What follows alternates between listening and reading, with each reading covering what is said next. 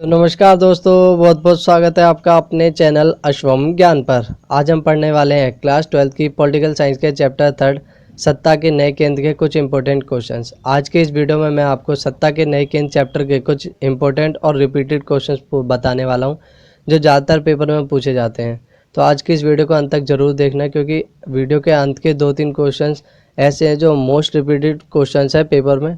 तो वीडियो को अंत तक जरूर देखना, और इन क्वेश्चंस को अच्छे से समझने के लिए आपको चैप्टर का आना ज़रूरी है। तो उनको मैंने आपको सरल तरीके से समझा हुआ है मेरे चैनल पर। तो यदि आपने अभी तक वो वीडियोस नहीं देखी है तो उनको ज़रूर देख लेना। उनका लिंक आपको आई बटन में मिल जाएगा, डिस्क्रिप्शन बॉक्स में मिल जाएगा और वीडियो का अंत में मिल जाएगा। तो वीडियो को अंत तक जरूर देखना और वीडियो को लाइक कर देना और चैनल को सब्सक्राइब जरूर कर लेना, ताकि हमारे चैनल से जुड़ी सारी नोटिफिकेशन आप तक सबसे पहले पहुँचती रहे। और ये मेरी इंस्टाग्राम आईडी है, यहाँ पर आप मुझे फॉलो कर सकते हैं। ये मेरी न्यू आईडी है। यदि आपको कोई क्वेश्चन हो तो आप मुझे यहाँ पर मैसेज कर सकते हैं, मैं आपको रिप्लाई करूँगा। और इस पर मैं न्यू अपडेट देता रहता हूँ कि मेरी आने वाली वीडियो कौन सी है और कब आएगी। तो आप मुझे जल्दी से जल्दी इस आईडी पर फॉलो कर लें। तो शुरू करते हैं आज की वीडियो। आज का पहला क्वेश्चन है, सत्ता के नए केंद्र से क्या अभिप्राय है। तो अब हम ये जानते हैं कि सत्ता के नए केंद्र से अभिप्राय क्या है, क्योंकि चैप्टर का नाम है सत्ता के नए केंद्र। तो हमें पता होना चाहिए कि सत्ता के नए केंद्र से अभिप्राय क्या है, उसका मतलब क्या है। ठीक है, तो पढ़ते हैं आंसर पहले, फिर आपको समझाते हैं सरल तरीके से।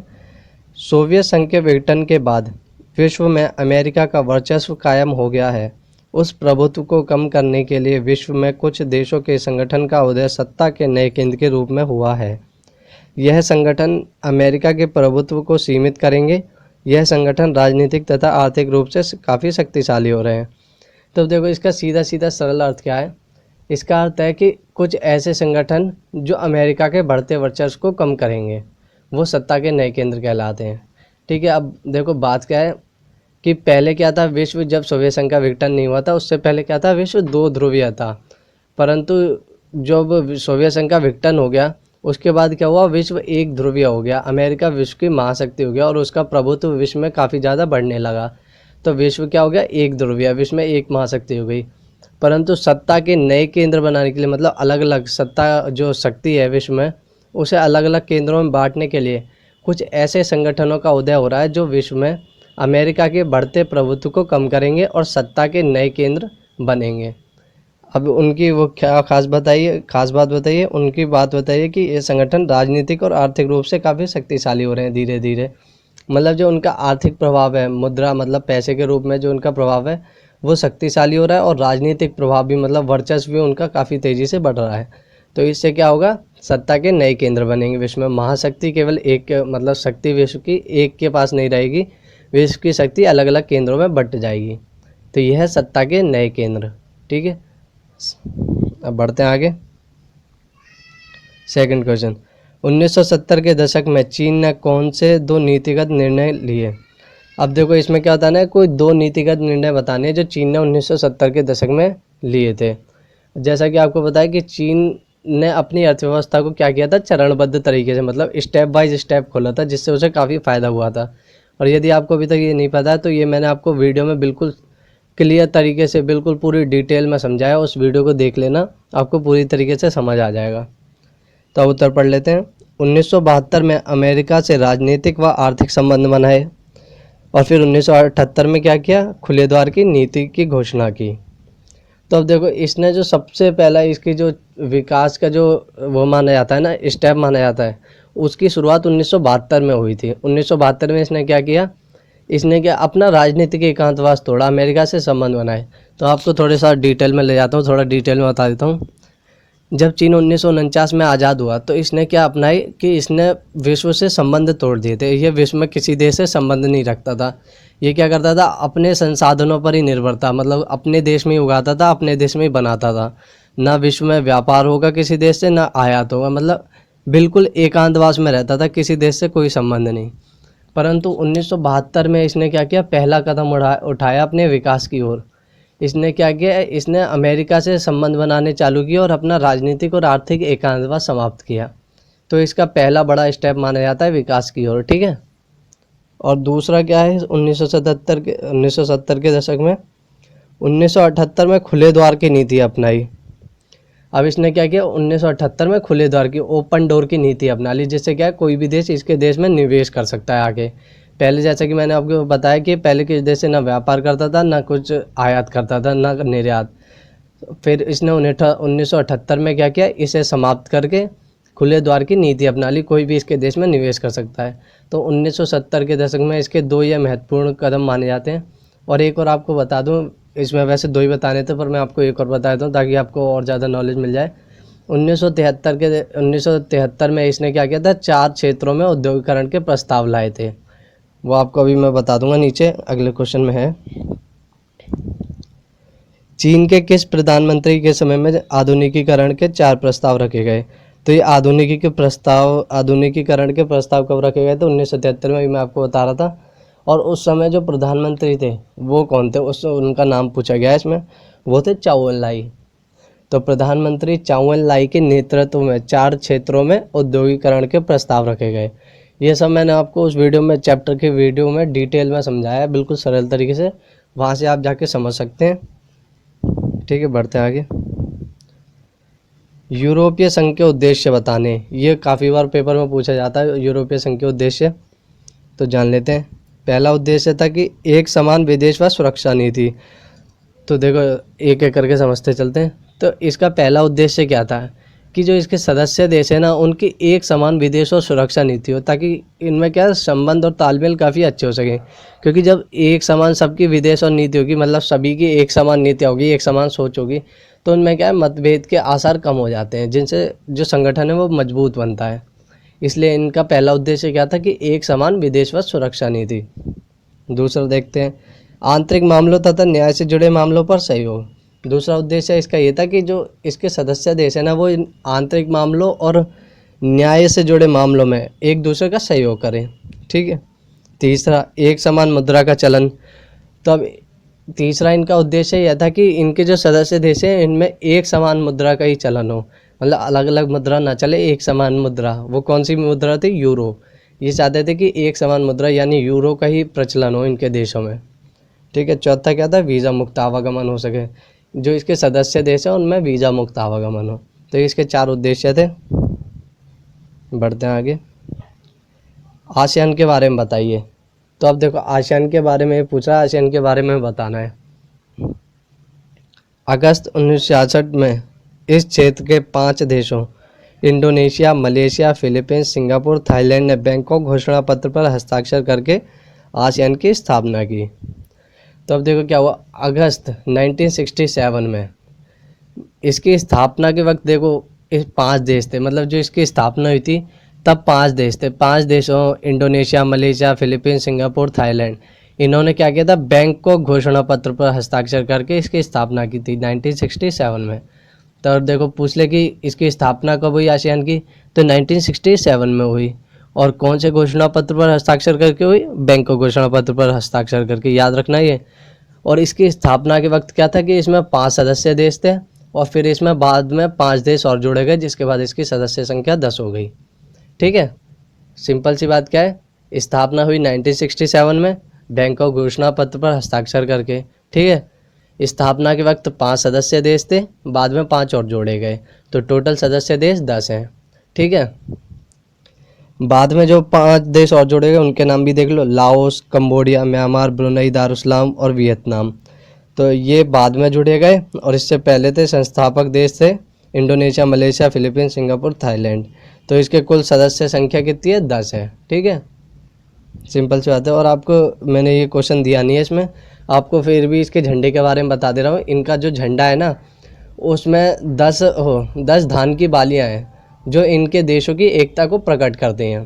तो यदि झंडे के बारे में भी पूछ ले, वैसे तो बहुत कम पूछता है, पर आपको मैं बता दूं फिर भी, यदि आपको ना पता हो तो।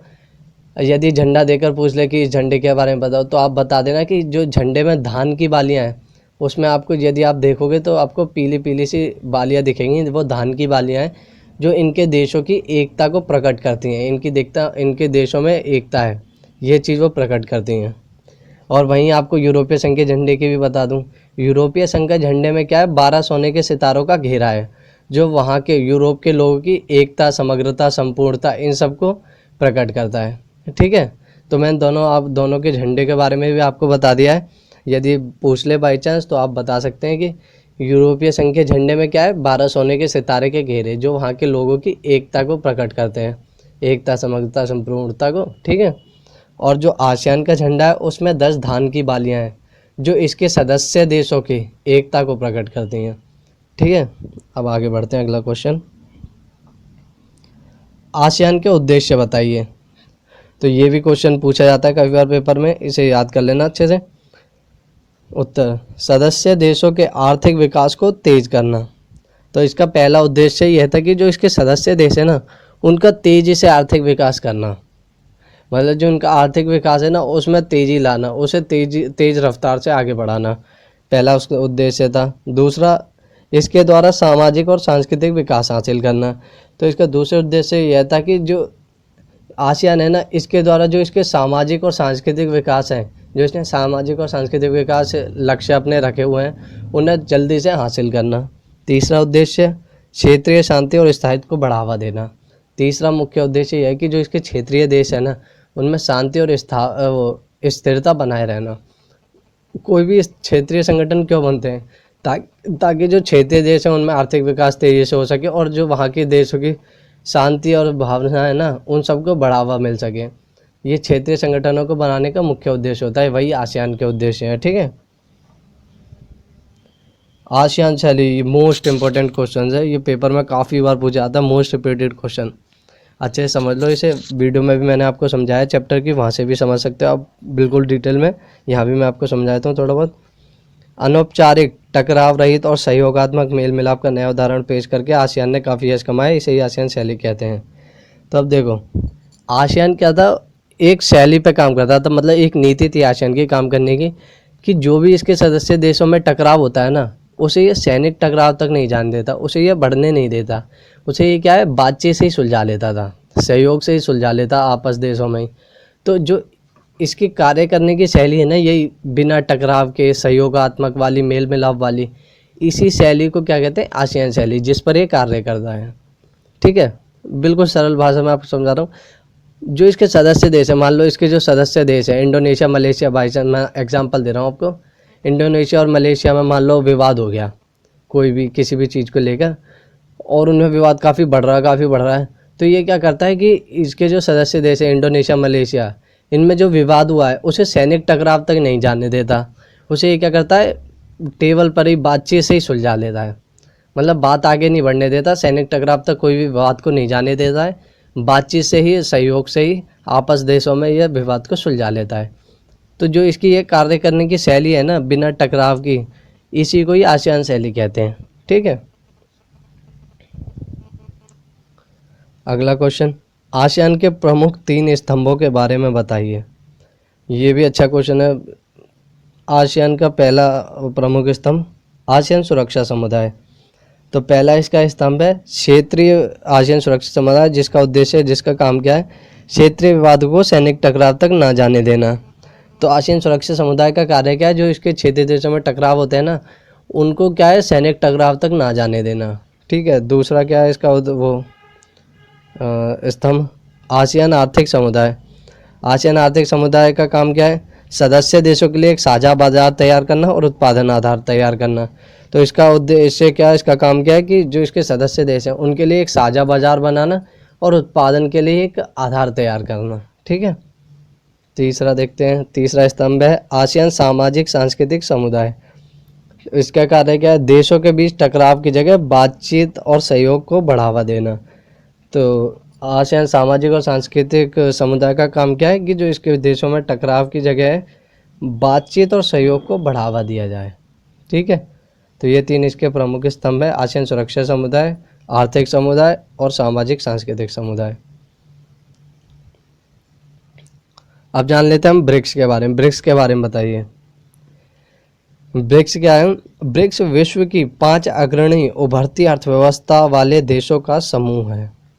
तो अब विश्व क्या है, देखो ब्रिक्स क्या है, बी से ब्राज़ील, आर से रशिया, आई से इंडिया, सी से चाइना, एस से साउथ अफ्रीका।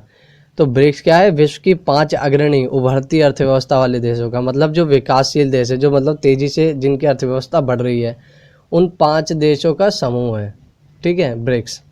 अगला पॉइंट देखते हैं, इसमें क्या है, इसमें 5 सदस्य देश हैं, ब्राज़ील, रूस, भारत, चीन, दक्षिण अफ्रीका। ये मैंने आपको बता ही दिया है। इसकी स्थापना 2006 में हुई थी, परंतु इसकी पहली बैठक 2009 में हुई। पहले इसे ब्रिक कहते थे, परंतु 2010 में दक्षिण अफ्रीका इसका सदस्य बना, जिसके बाद इसे ब्रिक्स कहा जाने लगा। तो अब देखो मैं आपको थोड़ी सी डिटेल में और बताता हूँ। वैसे मैंने आपको चैप्टर वाली वीडियो में समझाया है डिटेल में, वहाँ से आप देख सकते हैं, पर मैं आपको थोड़ा समझा दूँ। ब्रिक्स बनने की, देखो ब्रिक्स बनने की बात ना क्या है, 2001 में ही आ गई थी। तो इसके बाद जो आई थी 2001 में, बना ये 2006 में, और इसकी पहली बैठक हुई 2009 में। तो समझ लो आप, 2001 में इसकी बात निकली, फिर 2006 तक बनने में इसमें समय लगा, फिर 2009 में इसकी पहली बैठक हुई। ये बात समझी। अब इसके बाद समझते हैं। जब 2006 में ये बना ना, तो इसे ब्रिक कहते थे, BRIC। ब्राज़ील, रसिया, इंडिया और चाइना। तब साउथ अफ्रीका इसका पार्ट नहीं था। साउथ अफ्रीका 2010 में इसका सदस्य बना, जिसके बाद इसे ब्रिक्स कहा जाने लगा। ठीक है, बिल्कुल सरल भाषा में आपको समझा रहा हूँ। पहले इसे ब्रिक कहते थे, बाद में इसे 2010 में जब साउथ अफ्रीका इसका सदस्य बन गया, उसके बाद इसे ब्रिक्स कहा जाने लगा। ठीक है, तो ये क्या है ब्रिक्स? 5 अग्रणी उभरती अर्थव्यवस्था वाले देशों का समूह है। इसे पहले ब्रिक कहते थे, 2010 में जब साउथ अफ्रीका इसका सदस्य बना, तो इसे ब्रिक्स कहा जाने लगा। इसके बारे में आपको मैंने बताया भी है। इसकी विशेषताएं आपको चैप्टर वाली वीडियो में डिटेल में दी हैं। इसकी विशेषताएं ज़रूर देख लेना, क्योंकि वो बहुत इंपॉर्टेंट है, पेपर में पूछी जाती हैं। अब देखो ये मोस्ट इम्पोर्टेंट क्वेश्चन, क्षेत्रीय संगठनों को बनाने के मुख्य उद्देश्य क्या हैं? ये क्वेश्चन बहुत बार पेपर में पूछा जाता है, इंपॉर्टेंट क्वेश्चन है। और उत्तर देखते हैं। सदस्य देशों में एकता की भावना को मजबूत करना। तो क्षेत्रीय संगठनों को बनाने का पहला मुख्य उद्देश्य क्या होता है कि जो इसके सदस्य क्षेत्रीय देश कौन से होते हैं, जैसे आपस वाले देश हो गए, अगल बगल के देश जितने भी हो गए, जैसे भारत, बांग्लादेश, पाकिस्तान, नेपाल और ये श्रीलंका। तो ये क्या होगा, ये क्षेत्रीय देश हो गए ये सारे। तो ये क्या अपना संगठन बना लेंगे। अब इनका ये क्या चाहेंगे कि इनके जो सदस्य देश हैं, मतलब जो आसपास के देश हैं, उनमें क्या हो, एकता की भावना बढ़े, ताकि क्या आपस के अगल बगल के देशों में कोई तनाव या युद्ध की स्थिति ना हो। अगल बगल में शांति रहेगी तो बाहर के देश भी डरेंगे। तो क्षेत्रीय संगठनों को बनाने का मुख्य उद्देश्य, पहला उद्देश्य क्या होता है कि जो आसपास अपने जो सदस्य देश है, क्षेत्रीय देश हैं, उनमें एकता की भावना को मजबूत करना, ताकि आस पड़ोस के देश एकदम साथ रहें, एकता की भावना हो उनमें। ठीक है, दूसरा पॉइंट देखते हैं। क्षेत्रीय सहयोग को बढ़ावा देना। तो जो इनके सदस्य देश हैं, मतलब जो अगल बगल के क्षेत्रीय देश हैं, उनमें क्या है, सहयोग को बढ़ावा देना, आपस में सहयोग करते रहना। ठीक है, तीसरा क्या है, सदस्य देशों के मध्य व्यापार को बढ़ावा देना। अब देखो तीसरा क्या है कि जो इसके क्षेत्रीय देश हैं, अगल बगल के जितने भी देश हैं, उनमें क्या है, आपस में व्यापार बढ़ाना, व्यापार को बढ़ावा देते रहना। क्योंकि व्यापार जब आपस में बढ़ा होगा तो आपस के क्षेत्रीय देश भी अर्थव्यवस्था ग्रो होगी। ठीक है, तो इससे क्या है, मजबूती मिलेगी क्षेत्रीय संगठनों को, क्षेत्रीय देशों को। तो व्यापार को बढ़ावा देना इसका एक उद्देश्य है। चौथा, क्षेत्र में शांति और सौहार्द को बनाना। अब देखो, अब मान लो कि अगल बगल के देश ही लड़ते रहेंगे, जैसे मान लो भारत नेपाल ही लड़ता रहेगा, भारत पाकिस्तान लड़ता रहता है, तो इससे क्या है, इनको ही नुकसान होता है। और यदि यहीं पर शांति बनी रहे, अगल बगल के देशों में, क्षेत्रीय देशों में शांति बनी रहे, तो इससे काफ़ी ज़्यादा फ़ायदा होता है और एकता की भावना बनी रहती है। तो इसका चौथा उद्देश्य है क्षेत्र में शांति और सौहार्द को बनाए रहना। और पांचवा, विवादों को आपसी बातचीत द्वारा निपटाना। इसका अगला उद्देश्य ये है कि जो आपसी देश हैं, जो अगल बगल के क्षेत्रीय देश हैं, उनके विवादों जितने भी होते हैं उन्हें आपस में बातचीत से सुलझा लेना। तो ये 5 क्षेत्रीय संगठनों को बनाने के मुख्य उद्देश्य होते हैं। अगला देख लेते हैं, दक्षिण एशिया यानी सार्क। सार्क के उद्देश्यों का वर्णन करो। अब सार्क के उद्देश्य बताने में, दक्षिण एशिया के लोगों के जीवन स्तर में वृद्धि करना। पहला इसका उद्देश्य क्या है, जो दक्षिण एशिया के जितने भी लोग हैं, दक्षिण एशिया के जो लोग हैं, उनके जो जीवन स्तर है उसे बढ़ावा देना, उसे मतलब उसके स्तर में वृद्धि करना, उसे सुधारना। ठीक है, दूसरा, दक्षिण एशिया में आर्थिक विकास, सामाजिक प्रगति व सांस्कृतिक उन्नति को बढ़ावा देना। तो अब क्या है, दक्षिण एशिया के जो देश है उनमें आर्थिक विकास करना, सामाजिक प्रगति करना और सांस्कृतिक उन्नति को बढ़ाना, ये इसका दूसरा उद्देश्य है। तीसरा है, दक्षिण एशिया में सामूहिक आत्मविश्वास, आत्मनिर्भरता बढ़ाना। तो अब क्या है, जो दक्षिण एशिया के देश हैं उनमें क्या है, आपस में सभी देशों में सामूहिक मतलब टुगेदर वाली जो फील होती है ना, उसको एकता बढ़ावा देना, आत्मविश्वास बढ़ाना उन सभी का, मतलब सदस्य देशों के संगठनों का आत्मविश्वास और आत्मनिर्भर बनाना। अगला उद्देश्य आपसी समस्याओं का शांतिपूर्ण समाधान करना। तो जो भी विवाद हैं, जो भी समस्याएं हैं, उन सभी को आपसी देशों में आपस में ही सुलझा लेना बातचीत से ही। तो ये थे दक्षेश के उद्देश्य। तो ये मैंने आपको क्वेश्चन बता दिया। अब मैं आपको बताता हूँ इसमें मोस्ट इंपॉर्टेंट क्वेश्चन कौन कौन से, जो आप अच्छे से रट लेना बिल्कुल। तो एक तो आप ये सत्ता के नए केंद्र से क्या अभिप्राय, ये जरूर अच्छे से पढ़ लेना क्योंकि ये पूछा जाता है बार बार पेपर में। और चीन के बारे में ये तो नहीं पूछेगा कि 1970 के दशक में चीन ने कौन से हुए, पर हाँ ये पूछ सकता है कि चीन के विकास के महत्वपूर्ण कदम कौन से थे। उनके लिए आपको वीडियो देखनी पड़ेगी, उसमें मैंने आपको डिटेल में बिल्कुल सरल तरीके से समझाया है, उसे ज़रूर देख लेना क्योंकि वो पेपर के लिए बहुत इंपॉर्टेंट है। ठीक है। और ये आसियान के बारे में पूछ सकता है क्योंकि आसियान के बारे में आपको पता होना चाहिए कि आसियान में स्थापना के वक्त 5 सदस्य देश थे, बाद में 5 जुड़े, जिसके बाद इसकी सदस्य संख्या अब 10 है। और झंडों के बारे में भी आपको थोड़ा थोड़ा मैंने बता ही दिया है। और आसियान शैली, ये तो मोस्ट इम्पोर्टेंट है, इसे तो बिल्कुल रट लेना। आसियान शैली पेपर में बहुत बार पूछी जाती है। और 3 स्तंभ के बारे में उतना नहीं पूछा जाता पर है इम्पोर्टेंट ये भी। ब्रिक्स के बारे में पूछा जाता है क्योंकि ये नया टॉपिक ऐड हुआ है, इसके बारे में पूछ सकता है आपसे। तो ब्रिक्स के बारे में अच्छे से समझ लेना, मैंने वीडियो में बिल्कुल डिटेल में समझा हुआ है, इनकी विशेषताएं भी बताई, विशेषताओं को ज़रूर समझ लेना। ठीक है। पेपर के नज़रिए से बहुत महत्वपूर्ण है ब्रिक्स की वो, ये तो आपको बताई दिया मैंने, मोस्ट इम्पोर्टेंट है। ठीक है। तो अब यहीं इसी के साथ वीडियो समाप्त होती है। नेक्स्ट वीडियो में आपको अगले चैप्टर से इम्पोर्टेंट से क्वेश्चंस बता दूंगा, वो कल या परसों में आ जाएगी, उसे ज़रूर देखना, आपके पेपर में बहुत हेल्प होने वाली है। ठीक है। यदि आपको कुछ समझ ना आया हो या कोई भी क्वेश्चन हो आपका, तो आप मुझे मेरी आईडी पर मैसेज कर सकते हैं। इंस्टाग्राम आईडी ये रही मेरी, इसे आप जल्दी से जल्दी फॉलो कर लें। जो भी आपका क्वेश्चन हुआ करे आप मुझे वहाँ मैसेज कर सकते हैं, और मैं वहाँ पर न्यू अपडेट भी देता रहता हूँ कि मैं न्यू वीडियो कौन सी लाने वाला हूँ, और आप मुझे सजेस्ट भी कर सकते हैं कि मैं किस टॉपिक पर न्यू वीडियो बनाऊँ। ठीक है। तो आप मुझे जल्दी से जल्दी इस आईडी पर फॉलो कर लें। वीडियो अच्छी लगी हो तो वीडियो को लाइक ज़रूर कर देना, चैनल को सब्सक्राइब कर देना, बेल आइकन को प्रेस कर देना ताकि हमारे चैनल से जुड़ी सारी नोटिफिकेशन आप तक सबसे पहले पहुंचती रहे। और वीडियो को ज़्यादा से ज़्यादा शेयर करना ताकि हमारा भी मोटिवेशन लेवल हाई रहे और सभी बच्चों की हेल्प हो सके।